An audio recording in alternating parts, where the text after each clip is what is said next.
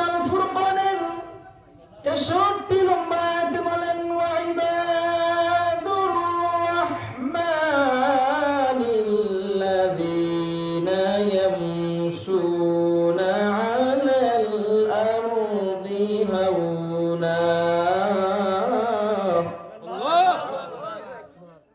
আল্লাহ তাআলা কি বলেন?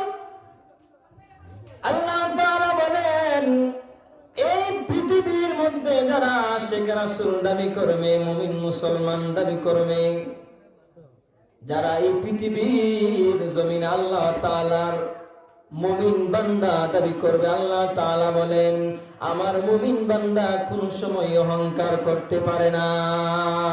সুবহানাল্লাহ। কি বলেছি? অহংকার করতে পারে না।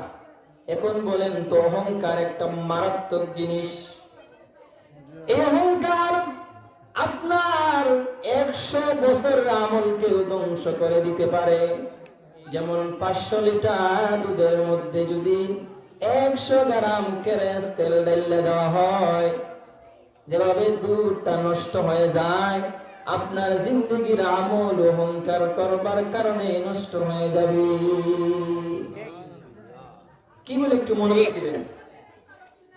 আপনারা মনে রাখবেন আল্লাহ পাক রব্বুল আলামিন মুআল্লিমুল মালায়েকা, ফেরেশতাদের সবচেয়ে জ্ঞানী যে ফেরেশতা ছিল মুআল্লিমুল মালায়েকা,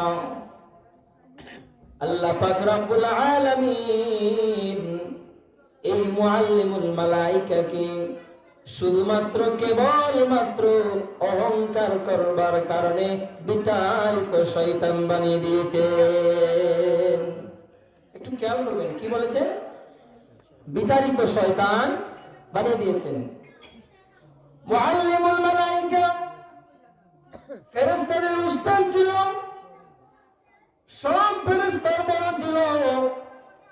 এই শয়তান এমন শয়তান ছিল, আল্লাহ পাক রব্বুল আলামিন এই জমিনে যত কিতাব নাযিল করেছেন, যত আসমানি কিতাব ছিল, সব আসমানি কিতাবের হাফিজ ছিল এই মালায়ে শয়তান, ইবলিস শয়তান। কিন্তু কেবলমাত্র অহংকার করবার কারণে আল্লাহ পাক রব্বুল আলামিন বিতাড়িত শয়তান বানিয়ে দিয়েছেন। কিসের কারণে? অহংকার করবার কারণে। যে সময় আল্লাহ পাক রব্বুল আলামিন আদম আলাইহিস সালামকে সৃষ্টি করলেন,